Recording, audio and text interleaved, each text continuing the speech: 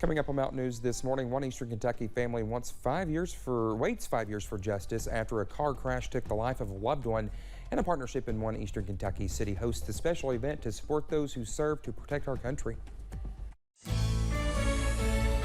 Dedicated to Eastern and Southern Kentucky, this is WYMT Mountain News this morning. Finally Friday. I'm Dakota Maker, 6:29. Thanks for waking up with us this morning, and thank you for joining us. Let's head over to Brandon this morning. Brandon, like I've said all morning, there's really nothing for you to do this morning. No, I'm okay with that because there's plenty going on in the news world, and I'm glad to not have a lot going on over here this morning. But I think it'll pick up later this weekend, at least briefly. Let's talk about our temperatures this morning as we get into it, and you see a lot of 60s and 70s out there. So it is very muggy and mild out there this morning. But again, just kind of keep an eye on things out there because I think we'll see some rain chances develop as we get later into the day. 62 Clintwood, 74 Jackson and Prestonsburg this morning. A lot of 70s showing up out there across our region. Dew points high. It's air you can wear for sure this morning. Everybody basically above 60, and you got somebody or a couple of somebodies out there in Lake Cumberland area in the 70s this morning. So again, swimming in it as you head out the door. Scattered storms around this afternoon as we get into the upper 80s for daytime highs. More chances tonight, at least early before we dry out and see about 70 for an overnight low. Dakota? All right, thank you. Well, at least one person is dead following an intense officer-involved shooting situation in Floyd County. Floyd County Sheriff John Hunt says officers were serving a court-issued warrant involving a domestic violence situation in the Allen community Thursday evening when the suspect began shooting at them before barricading himself in a building. Injuring multiple officers in the process, agencies from across our region responded to the scene. Kentucky State Police Post 9 in Pikeville received a call for an officer insist for a shots fired complaint. They responded out here. That situation turned into an active shooter. Well, the Kentucky State Police Critical Incident Response Team is leading the investigation along with Post 13 here in Hazard. We will update this story as more information becomes available. A hit-and-run investigation has closed in Floyd County.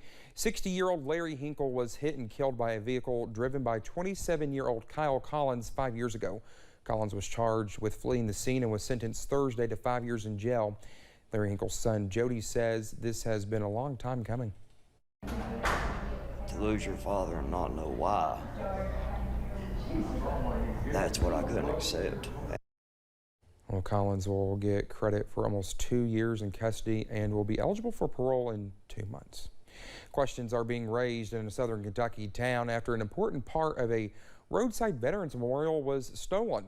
Someone is taking the flag from the memorial, honoring the life of a National Guardsman killed in a crash on the Hal Rogers Parkway. Arfield Pendleton talked with one of the men who keeps up the memorial about the act they are baffled over.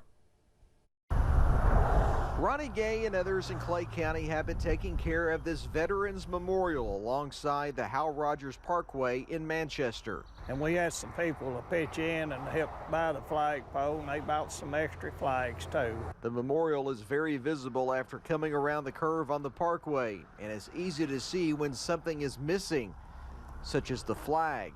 And some low-life thing has been stealing their flags. And that's about as low as you can get, in my opinion. They replaced the stolen flag with another. Then about 3 days later, that replacement flag was stolen too. Another went up. Maybe we can catch this guy or woman or whoever before we run out of flags. Glenn Stanfield died in 2004. There was a convoy heading to Barberville for training when the Humvee that he was driving collided with a tractor trailer. But he would later be posthumously awarded the rank of sergeant. Pretty sad situation. Gay says he didn't know Stanfield, but he feels it's important to honor veterans. He doesn't know why someone would do this. I don't know, just sorriness. They probably saved them for appeal or something, I don't know. Gay says he is exploring options to help them catch whoever is doing this. In Clay County, Phil Pendleton, WYMT Mountain News. Gay says he has secured the flag better this time, which he hopes will be a deterrent in trying to steal it again. A partnership in Pikeville is bringing in the show to support those who served. Kentucky State Police, the Appalachian Wireless Arena, and the city of Pikeville are co-hosting a cruise in today to bring some muscle and speed to Main Street. The cruise in, which invites families to the Appalachian Wireless Arena to set up cars and enjoy the show free of charge, also invites donations, all of which will be given to the VFW Post 3769. These men and women gave so much and sacrificed so much for our country that we were happy to jump on board and help out. You can go to various places around the country and their support of their veterans is non-existent. To be in a place like this where they care about not only the veterans but what we're trying to do. Those involved say the fun is one thing, but helping local veterans help other veterans is the most important part. The cruise-in kicks off at 6 o'clock this evening. The Appalachian Arts Alliance will host its second annual Queen City Sparkler 5K Color Run and Walk today in downtown Hazard. Registration begins at 7 p.m. with the race starting at 8. There is a $35 registration fee. It includes a t-shirt, but there is a limited number of shirts. Executive Director Tim Deaton says fundraisers like this are vital to the organization. So that we can keep our lights on, so that we can keep the phone and internet going, and to pay salaries and insurance. You know, a lot of grant funds don't supply those costs for you. So it's important for us to fundraise and have community support and individual support in order for our organization to exist. The run starts on Main Street, loops through Woodland Park, down High Street, and ending back where it started. There will be an after party at the art station. The Appalachian Artisan Center in Hindman is dedicated to supporting arts that are deeply rooted in Appalachian history, but the center is also focused on helping locals get back on their feet. The Artisan Center's Luthieri School partners with the Knott County Drug Court and Hickory Hill Recovery Center to help those in recovery turn wood into something that sings, providing students the opportunity to work at the local guitar factory if they excel. If a person has the one-twos, we can work with the rest, basically. No matter what the skill level, you know, we can work with whatever. It's very comforting just to know that you're being of some help to somebody. The Luthieri teaches students from the drug court in Hickory Hill each week, but they also teach anyone else who wants to learn how to make instruments. Well, barring any changes in plans following the events in Allen Thursday evening, folks in Prestonsburg are gearing up for Star City Day as well as Independence Day. The city has brought in a carnival, which started on Wednesday evening and will be open every evening until Monday at Archer Park. On Sunday, live music will begin at 6 p.m. at the park, followed by even more live music at the stage in downtown Prestonsburg on Independence Day, as well as a parade, vendors, crafts, food, and finally what officials call the second largest fireworks show in the state. You can really see them anywhere in downtown, all the way from a Walmart area, all the way pretty much any point in downtown Prestonsburg. You get full viewing of that show. Now, we'd love to see you watch them either at Archer Park or downtown at Star City Day if you're already out and about, but really just grab a chair, bring your family, and enjoy the time.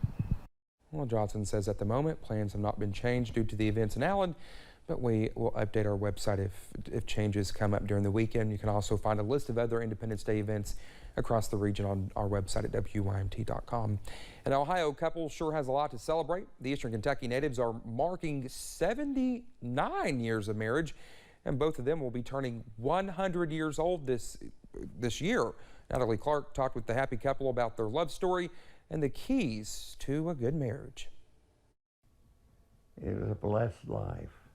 June and Hubert Malicote were both born in July of 1922 in rural Kentucky, and both eventually moved to Hamilton, Ohio, looking for jobs. An invite to church one evening led Hubert to his future bride. So we went in, and they were all standing, and right in front of us was a pew full of young girls, and she looked around at me and smiled. A friendship blossomed and soon turned to love, and the two were married on June 8, 1943. Soon after, Hubert set off to serve our country in World War II. Unknown to June, he was stationed in Honolulu. One evening I was walking through the commissary, and I saw a grass skirt on the wall, and I thought if I could mail that, it would give her some indication of where I might be. June received the package in the mail. In a few weeks, I got back a picture, and I had my own Honolulu girl. And 2 years later, there she was, his Honolulu girl, the only one there when his train arrived. As the train stopped, a conductor standing beside me said she's waiting for you.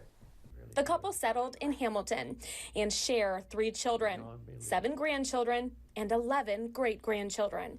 For them, their faith is strong and love abides. We've never had a quarrel. We've never had one quarrel.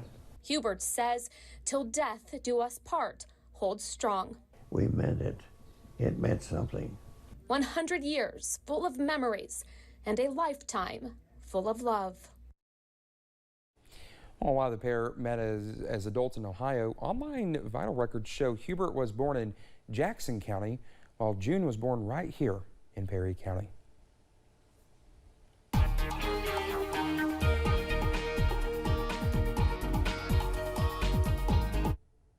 It is 6:39 here on this Friday morning. We're looking at visibility there at 5 miles in Harlan, 2.5 miles rather in Moorhead. So we're keeping a very close eye on a lot of these sensors this morning, because even though you might not seeing widespread, you're seeing it in some locations. That's why the yellow light is still in the travel forecast this morning. 62 Clintwood, 74 Jackson and Prestonsburg, 73 Moorhead, Somerset, Hazards at 72, and Pikeville is also at 73 along with Logan. So again, a lot of 60s out there and 70s. 14 degrees warmer in Prestonsburg this morning than it was yesterday.